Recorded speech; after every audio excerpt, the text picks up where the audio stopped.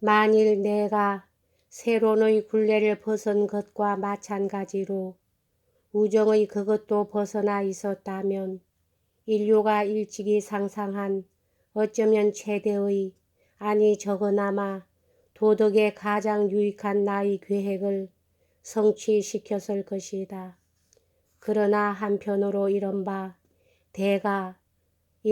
지자라고 하는 속된 무리들의 어리석은 논리를 발 아래 짓밟으면서 한편으로는 이른바 친구라는 무리에게 마치 어린애처럼 짓눌리며 마구 끌려다녔다.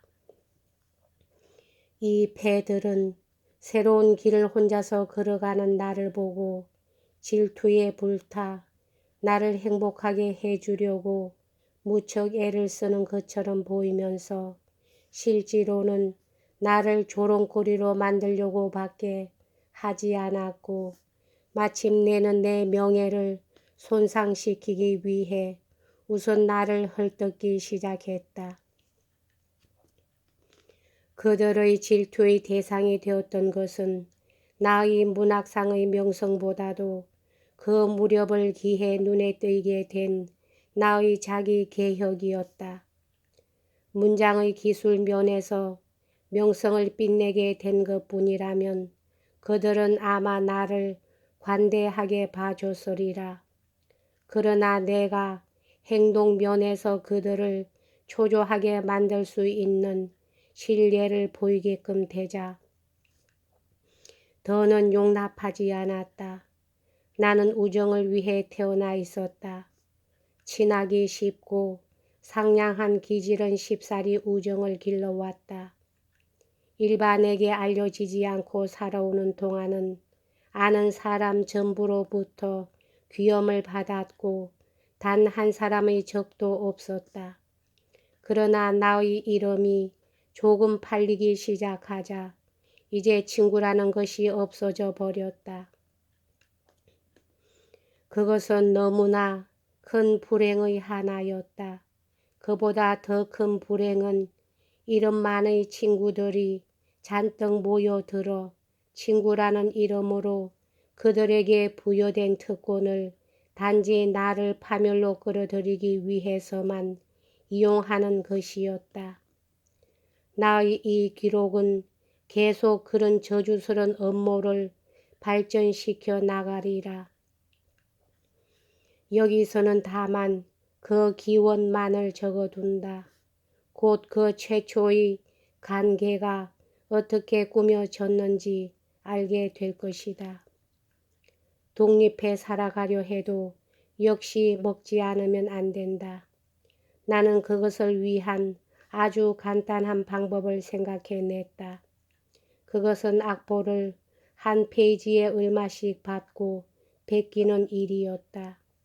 무엇인가 보다 확실한 일로서 같은 목적을 달성할 수 있다면 그것을 했겠지만 이 재주를 살리는 쪽이 내 취미이기도 했고 개인적으로 얽매이지도 않고 그날 빵을 얻을 수 있는 단 하나의 길이었으므로 그걸로 견디었다. 이미 장래를 걱정할 필요는 없다고 생각되어 허영심을 버리고 나는 재무관의 출납계에서 악보 베끼는 직업을 가졌다. 결국 나는 이 길을 택해서 큰 덕을 보았다고 생각한다. 그리고 그 뒤로도 거의 이를 후회한 일은 없었고 부득이한 경우가 아니면 그 일은 그만둔 적이 없었으며 또 그만뒀다가도 될 수 있는 한 빨리 다시 그 일로 되돌아가는 형편이었다. 나의 첫 논문의 성공은 이 결심의 실행을 한층 쉽게 했다. 논문으로 상금을 받게 되자 디더로는 당장 출판의 편의를 맡아 주었다.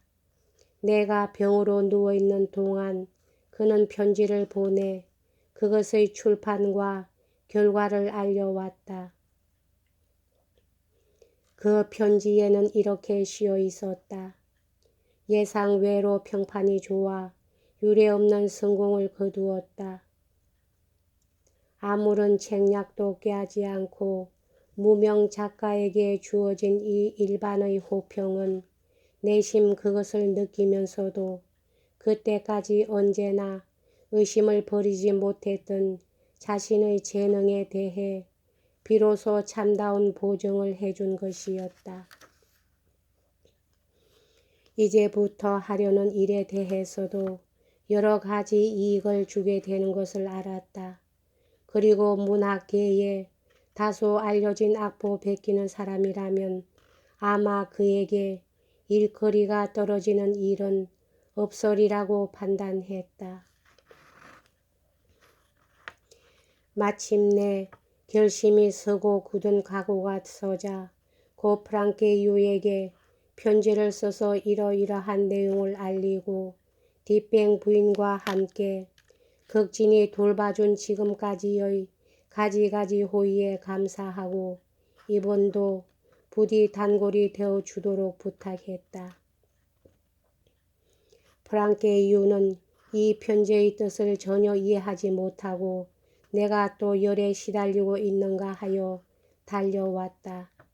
그러나 내 결심이 그의 힘으로 누그러질 수 없을 만큼 굳은決심을 알아차렸다.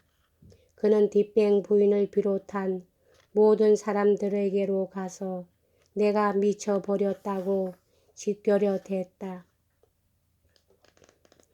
그들이 뭐라고 말하든 상관 않고 나는 나의 길을 갔다. 자기 개혁은 우선 신변부터 시작했다.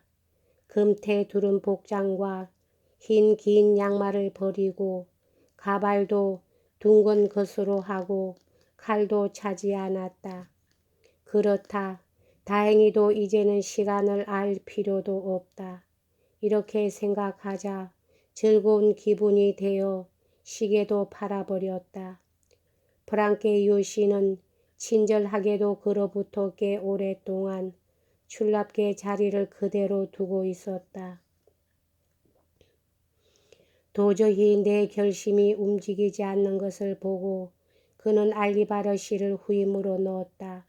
이는 슈농소 씨가 어렸을 때의 가정교사로서 저 파리 식물지로 식물학계에서 유명한 사람이었다.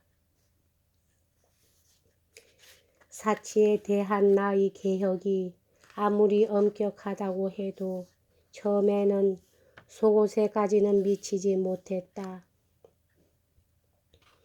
그것들은 베네치아 시대에 입었던 것의 나머지로서 질이 좋고 가지수도 제법 많아 나는 유달리 그것들의 애착이 갔다. 깨끗하게 하려다가 결국 사치스럽게 돼버려 꽤 비용이 들었다. 그런 골치 아픈 물건들의 손질이 어느 사나이의 덕택으로 무사히 끝장이 났다. 크리스마스 전날 밤 가정부들이 저녁 기도에 나가고 내가 성악 연주에 나가 있는 동안에 다락방 문을 비틀었다고 들어온 도둑이 거기에 세탁해서 널려있던 우리들의 속옷을 몽땅 훔쳐갔다. 그 중에는 매우 고급 복지로 된 내 샤스가 42벌이나 있었는데 그것들은 내 속옷의 주된 것들이었다.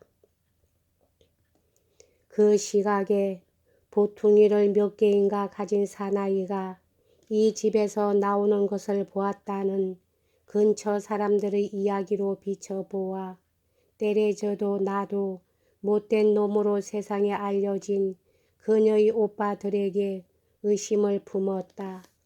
모치는 이런 혐의를 극구 부인했지만 확실한 증거가 많았으므로 모친이 뭐라고 하든 우리들의 의심은 풀리지 않았다. 다만 나는 긁어 부스럼을 만들 것이 두려워 캐묻지는 않았다. 이 오빠는 그 뒤로 내 집에는 얼굴을 보이지 않고 끝내는 아주 행방불명이 되었다. 나는 그렇게 복잡한 가정에 얽매여 있는 때레저와 나의 운명을 한탄했다. 그리고 그런 위험스런 얽매임에서 벗어나기를 어느 때보다도 강하게 그녀에게 권했다. 이 사건으로 나의 사치스런 속옷에 대한 내 애착은 고쳐진 셈이다. 그 뒤로는 아주 검소하고 다른 의복들과 어울리는 것 이외에는 입지 않기로 했다. 이리하여 나의 개혁이 완전해진 뒤로는 그저 외곳으로 그것을 꿋꿋이 지속시키는 것만을 생각했다. 그를 위해서는 또 세상 사람들의 판단에 얽매이던가 남의 비난을 겁낸 나머지 그 자체가 착하고 정당한 것을 피한다든가 하는 그런 경향은 일체 마음에서 뿌리를 뽑아버리도록 힘썼다. 여기까지 하겠습니다.